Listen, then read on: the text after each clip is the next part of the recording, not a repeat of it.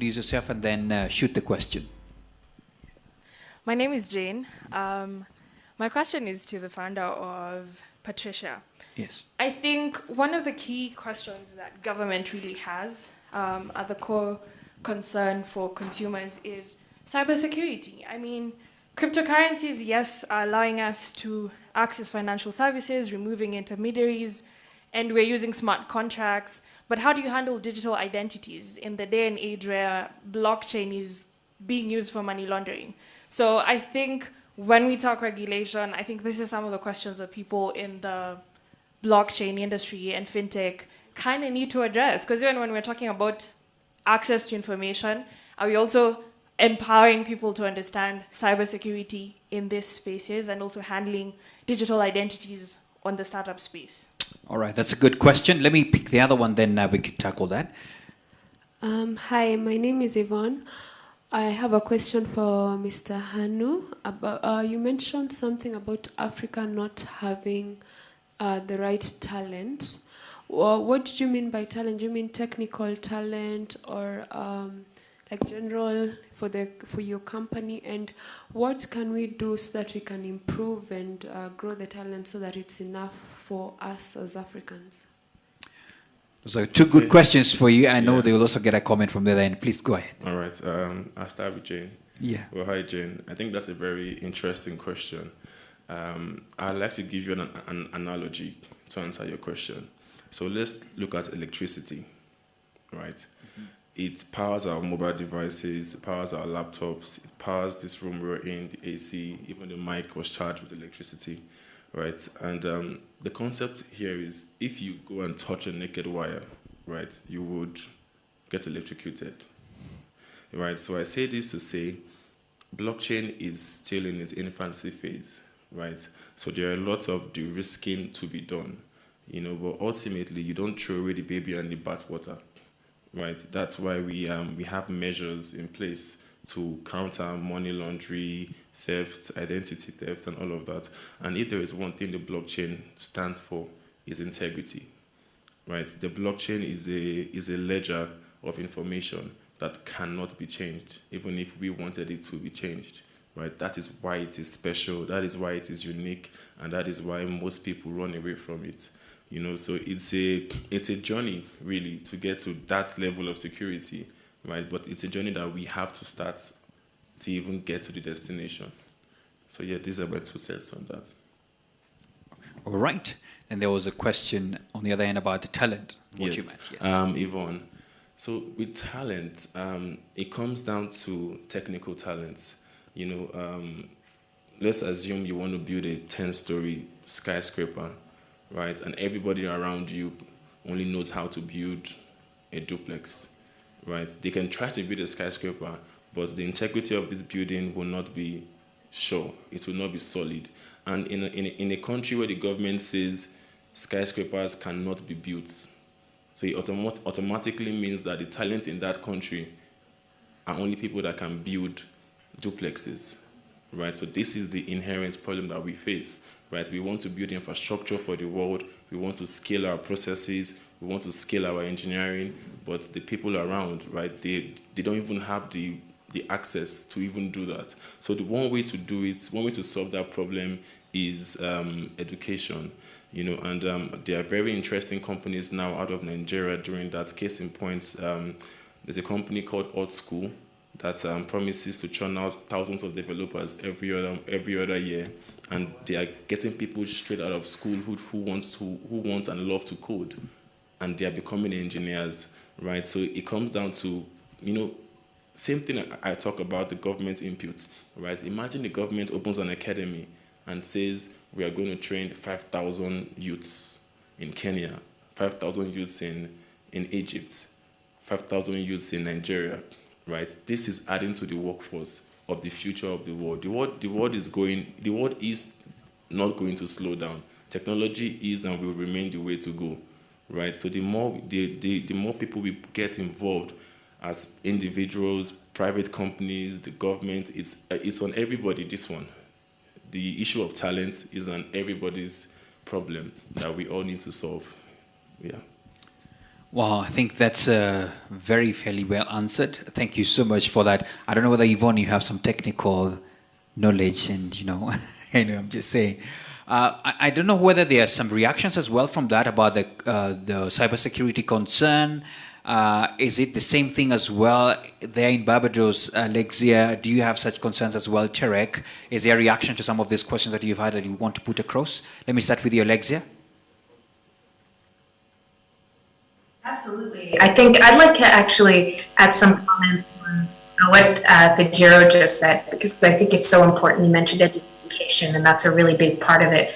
But two other aspects: opportunity, which, Fejiro, with your exchange and the other applications and protocols popping up, those create opportunities that ultimately result in the talent coming, as well as regulation that we've provided enough, discussion around. Now, coming from Barbados, where today you in Nigeria are seeing the effects of what a crazy idea with a person out on a tiny island in Barbados can result in, an e-Naira. There was no talent on the island of Barbados at the time. This was 8 years ago when BIT was founded, which is one of our portfolio companies. Zero talent, zero access to people. But what we've done, and you can see this with our group, the ABED group in Barbados, where we currently have 13 portfolio companies working on blockchain topics that you've never even heard of. And I'm really not saying that lightly. The stuff we touch is the same way BIT was touching 8 years ago, is no one was talking about central bank digital currencies, and the team was laughed out of every single central bank. And today, more than half of the world's central banks, if not more, are exploring, developing, piloting. That's the same case with us and our 13 companies. And what we've started to do is what we've seen, because we've doubled our team this last month, recruiting, building as investors come in, and we continue to address the problems that are faced by governments, by regulators, by people in Barbados and in emerging markets, which are affecting all emerging markets. What we're seeing is by creating this team, this excitement, this vision of how are we going to transform our societies in the Caribbean and across emerging markets, we have seen kids now are jumping in saying, how can I help? How can I intern? How can I volunteer? We've just started an entrepreneurship in residence program to build out, because the talent isn't always there, but we're creating it. We've got increasing developers coming off island. We've got our prime minister saying, I'm going to support this because I see the vision for the future. And the more you create on island, the more companies like Patricia stay, build, create opportunities, the more talent you will have. So this problem I know you're facing, it's a reality. The talent is oftentimes abroad. It's in Eastern Europe, it's in Israel, it's all over the place where governments have pushed that skill set. But the reality is the more you stay, the more you build and not leave. Because quite frankly, a lot of the time it's just easier to leave, build, set up abroad. I can see you're not doing that. The more opportunities will be created. And I think that's a really exciting mission because, you said one thing, Fejiro, that I loved. You said, why buy when we can create? And quite frankly, that's what we've been doing. We've been telling Caribbean economies, stop focusing on buying foreign technology and therefore having, Jane, you mentioned identity, your identity being owned by foreign companies. Build that technology locally. We're here to help. We're here to build the frameworks, to build the talent, to build everything so that you can own your future, your sovereignty as a nation. Wow, lovely, lovely. I don't know whether we have any sentiment from you, Tarek, as well on that.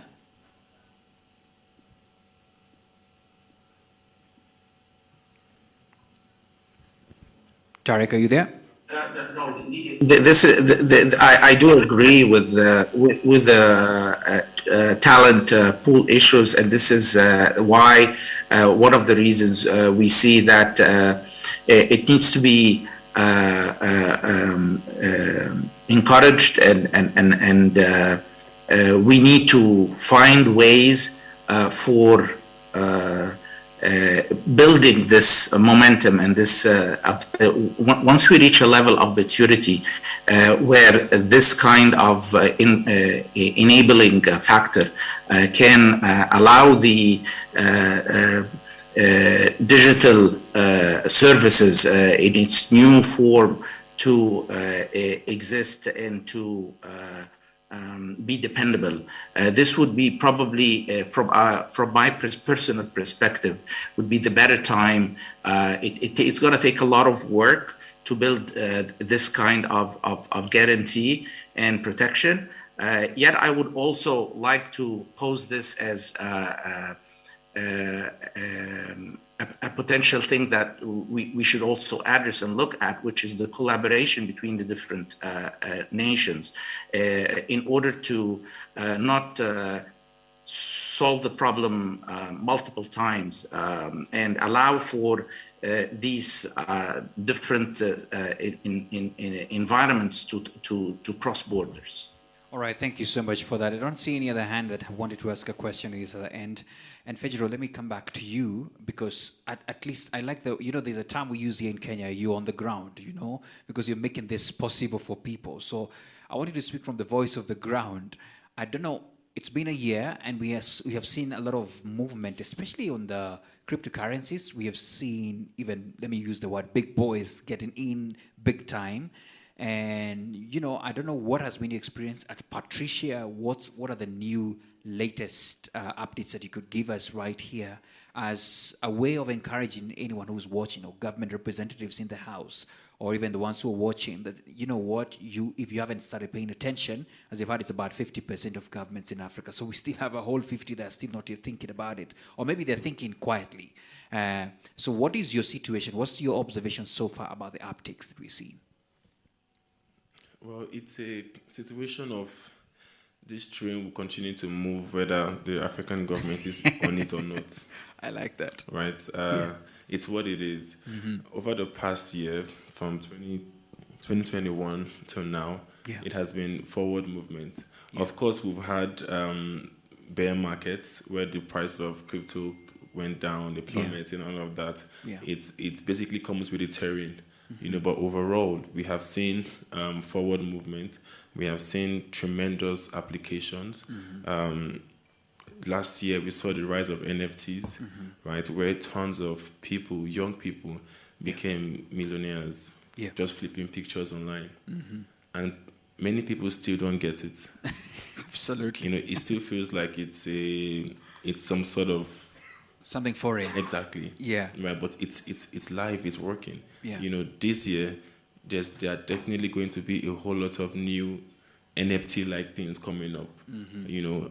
Particularly one I think that's going to happen is the application of blockchain in real estate. Yeah. Right, I think that's something that will take the continent by storm, especially Africa, because we are big on real estate here in Africa. Absolutely. And if we can have a tokenized ownership of real estate properties, verification of documentation is going to be huge. So these are just like one of the tremendous applications of blockchain. I still come back to the concept of electricity. Yeah. Right? The blockchain is electricity, and it can power your phone, it can power your car, Tesla. Yeah. Wow. Right? So it depends on how you want to apply it. Elections are around the corner. Nigeria, Kenya. We can actually see a future where elections are powered via the blockchain and integrity is guaranteed, 100%. Wow. So it is immense. It is, I think, if I say it is the future, it's something we can all agree on at this point, right? But far more than saying it's the future, it's the fifth revolution that's happening right in front of us. But more often than not, we only get to realize it when it is all over. Case in point, in the late 90s, when we had the .com era, Amazon, Apple, PayPal, the whole world thought that, yes, it was going to bust, this was going to go to hell. But 20 years later, who are the biggest companies in the world? These same companies. You're right. And that's the same trajectory I see happening right now. So the onus is on us as a people, as companies, as governments, right? To find this opportunity, to find these golden bullets that nobody is really taking attention or paying attention to. Because I say this again, we are already leading in this space with little or no support. Wow. With just a tiny bit of support, tiny baby support. And we will fly. We would definitely do the most. That I thought we should clap for ourselves. At least we are still leading somehow. Wow. And there's a lot of hope based on what you're saying. You know, I want to bring this conversation to a close, and I want to let me start with you, Tarek. What would be your sort of final take of this conversation from where you sit, your observation from where you are in Egypt? What would be your final take on this? I will just like to echo the technology is inevitable. It's there and it can be leveraged in a lot of different applications. Definitely one of the areas, the concept of a distributed registrar to prove the ownership and the contractual obligations between different parties is something that would be that we're working on at this point in time. The use of the digital ledger technologies or blockchains in general for the currency and the exchange of the currency, we still believe that it requires a little bit more of level of maturity in order for it to be de-risked to a level. There will always be the risk, like there is with the existing environment and the existing channels right now. But get it to a point where it's a little bit under control. But definitely the use of the technology is there, it's out, and we're actually using it in the distributed registrar type of services in order to allow for all the market stakeholders to track the service providers, the financial products, the contracts between the different parties in a distributed, secure manner as well. All right, thank you so much. Let me come to you, Alexia, as well. Of course, with the common question as well of what would you be your final take and especially advice to government so that we can see them really wake up to the core. You know, I've been working with governments since 2017 in the space of blockchain, advising several governments. I sit on many advisory boards, and so I would truly say and hope that regulators and governments in Africa start listening and reading regulation that's coming out of the best-in-class jurisdictions. You know, I sat in 2018 at the Africa Blockchain Conference in Uganda, and we encouraged our regulator in Uganda, where I used to live, to start looking at the best in class at the time. The best in class at the time has slightly changed, and that's going to be a reality of the regulatory environments in this space. But today, you know, I sit in the United Arab Emirates as one of the greatest nations in bringing together virtual asset regulation. You know, yesterday I had the honor of being with Her Excellency Dr. Mariam Bouti Al-Sawadi, who's the CEO of the Commodities Authority and Securities and Commodity Authority in the UAE, and they're making an announcement in 2 weeks to issue licenses on the mainland. So you have free zones across the UAE, already best in class in virtual assets, and now you have the mainland as well moving forward in that direction. Why does that matter? Because regulators can lean on other jurisdictions that have already done these experiments. They have regulatory sandboxes in place. For example, in Barbados, I have 2 of our companies that are currently sitting in the sandbox. We work with the regulator every single week. We are on calls, explaining to them what we are doing, explaining to them what is being done in the UAE, what is being done in Switzerland, what is being done in Switzerland and Singapore, and all of these other jurisdictions, explaining and helping them to see you have regulation here that you can lean on, as well as you have our products that you can look at and understand by practicing, learning, asking questions. That should help you to now put in the regulation that works for your nation. I will say as well, there are certain jurisdictions like Abu Dhabi General Markets, a free zone in the UAE that has fintech bridges with over 25 regulators in the world, including Australia and Singapore. And what they do there is they say they work with other regulators to have their lessons learned. It's not a matter of, small regulators across, Africa that may may not have the means, the same way we are facing these challenges in the Caribbean, to say, let's try and figure all of this out on our own. No, you don't have to do that. Regulators are open to sharing those lessons learned and willing to sign these fintech agreements that create in contract an agreement to give to other nations. So I would really recommend that regulators start spending time. I know there are financial and time constraints for regulators. I look at my own regulator at this point, they've been saying, look, we need more people just to service the businesses you are sending in for applications. I know that's a reality. So try to lean on the blockchain community. I have no doubt in Kenya, massive community. They will come, they will help, they will educate, lean on the regulators, and ultimately learn through regulatory sandboxes that allow you to see what the products are, every little aspect, ask any question that you want, and build frameworks that make sense for your nation.